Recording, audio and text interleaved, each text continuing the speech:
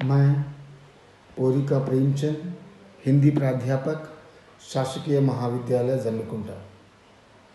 Same 4। आज का विषय है भगवान बुद्ध के प्रति सूर्यकांत त्रिपाठी निराला। पहला पद्य। आज सभ्यता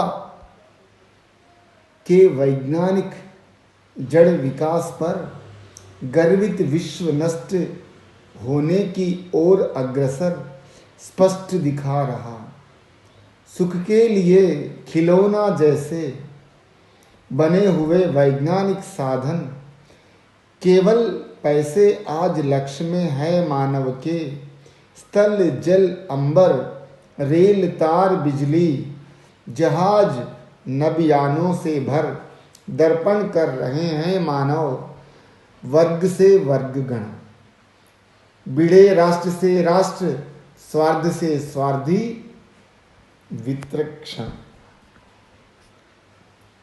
शब्दार्थ है अग्रसर, आगे बढ़ा हुआ, दिखाना, दिखाई पड़ना, नभियान, आकाश में चलने वाली यान, भिड़ना, मुकाबले में आकर लड़ना। संदर्भ है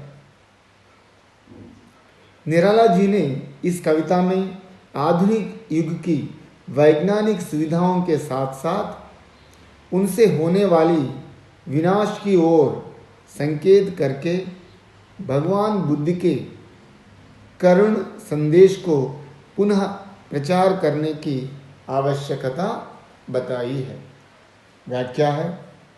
निराला जी कहते हैं, आज के लोग वैज्ञानिक आविष्कार करके उसके सुख सुविधाएं प्राप्त करते हुए यह मान रहे हैं यही संपूर्ण विकास है।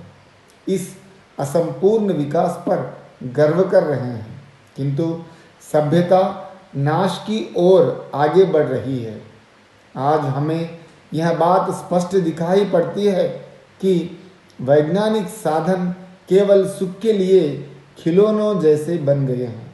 आज मानव का लक्ष्य केवल पैसे कमाना रह गया है। पृथ्वी, जल और आसमान, रेलों, तार, बिजली, जहाज, हवाई जहाज आदि से भर गए हैं। मानव इन साधनों पर गर्व का अनुभव कर रहा है। एक वर्ग दूसरे वर्ग से, एक देश दूसरे देश से और एक का स्वार्थी दूसरे के स्वार्थ से लड़ रहा है। इसमें विशेषता है वैज्ञानिकता के लाभ और नष्ट के प्रति कवि व्याख्या कर रहा है। उनकी भाषा शुद्ध खड़ी बोली है। और दूसरा पद्य। हंसते हैं जड़वाद ग्रस्त प्रेत जों परस्पर, विकृत नयन मुख कहते हुए अतीत भयंकर था मानव के लिए। पतित था वह विश्वमन, अपटु अशिक्षित वन्य हमारे रहे बंधुगण। नहीं वहाँ था कहीं आज का मुक्त प्राण, यहाँ तर्क सिद्ध है स्वप्न है एक विनिर्वाण यहाँ। वहाँ बिना कुछ कहे सत्यवाणी के मंदिर, जैसे उतरे थे तुम उतर रहे हो फिर मानव के मन में। जैसे जीवन में निश्चित विमुख भोगों से राजकुमार त्याग कर सर्वस्थित एकमात्र सत्य के लिए रूढ़ी से विमुख रत कठिन तपस्या में पहुंचे लक्ष्य को तथागत। शब्दार्थ है प्रेत शव, अपटू जो कुशल न हो, वन्य वन के, विनिवारण मुक्ति, तथागत गौतम बुद्ध। संदर्भ है निराला जी ने इस कविता में आधुनिक युग की वैज्ञानिक सुविधाओं के साथ साथ उनसे होने वाली विनाश की ओर संकेत करके भगवान बुद्ध के करुणा संदेश को पुनः प्रचार करने की आवश्यकता बताई है। व्याख्या है। कवि निराला कहते हैं, जड़वादी प्रेतों की तरह विकृत नेत्रों और मुख से हंसते हुए इस प्रकार कहते हैं कि अतीत बीते हुए दिन मानव के लिए भयंकर था। अतीत में विश्व मन पतित था। हमारे बंधु लोग अतीत में जंगली लोगों की तरह थे। वे अशिक्षित थे, वे निपुण नहीं थे। उस समय लोगों को आज की तरह स्वतंत्रता नहीं थी। तर्क से यह निरूपित किया गया है कि यह मुक्ति एक स्वप्न है। हे तथागत, तुम जिस प्रकार सत्यवाणी के मंदिर में उतरे थे, उसी प्रकार तुम फिर मानव के मन में उतर रहे हो। हे राजकुमार, भोग से विमुख होकर जो कुछ था उसे त्याग कर, परंपरागत रूढ़ियों से विमुख होकर एकमात्र सत्य के लिए कठिन तपस्या करके तुम अपने लक्ष्य को पहुंच गए हो। इसमें विशेषता है, प्राचीन काल में सुख सुविधाओं से अधिक मुक्ति पर लोगों का ध्यान रहा है। और दूसरा विशेषता, उदाहरण के तौर पर कवि ने गौतम बुद्ध का आदर्श जीवन एवं त्यागमय जीवन का वर्णन किया है, ताकि संसार के सभी मनुष्य सच्ची सुख सुविधाएं और जीवन में प्राप्त कर सके और निस्वार्थ को अपना सके। भाषा शुद्ध खड़ी बोली है। और तीसरा पद्य,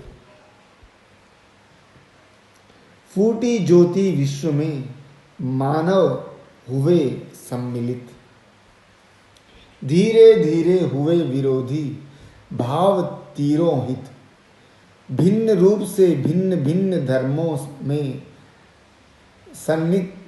संचित हुए भाव मानव न रहे करुणा से वंचित, फूटे शत शत उत्सहज मानवता, जल के यहाँ वहाँ पृथ्वी के सब देशों में छलके बल के पांकित किल भौतिक रूप आदर्शित हुए, तुम्ही से ज्योति प्रदर्शित।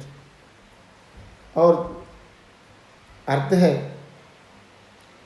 तिरोहित नष्ट या लुप्त, उत्स स्रोत, पंकिल कीचड़ लगे।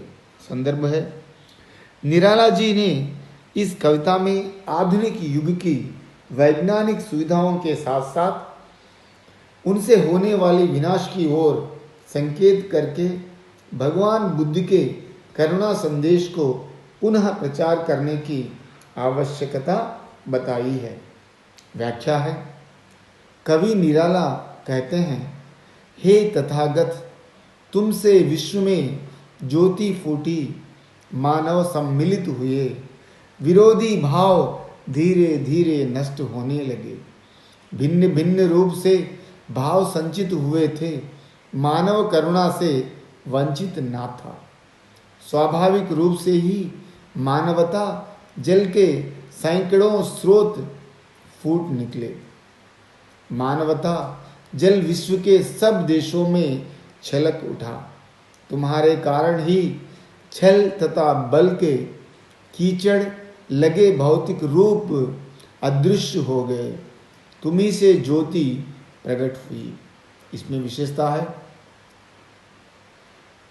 भगवान बुद्ध के त्यागमय जीवन का सहारा लेकर कवि कह रहे हैं कि सारे संसार में फैले हुए अनेक अत्याचारों के विरोध करके समाज में मानवता ज्योति फैलाने का श्रेय भगवान बुद्ध को ही जाता है।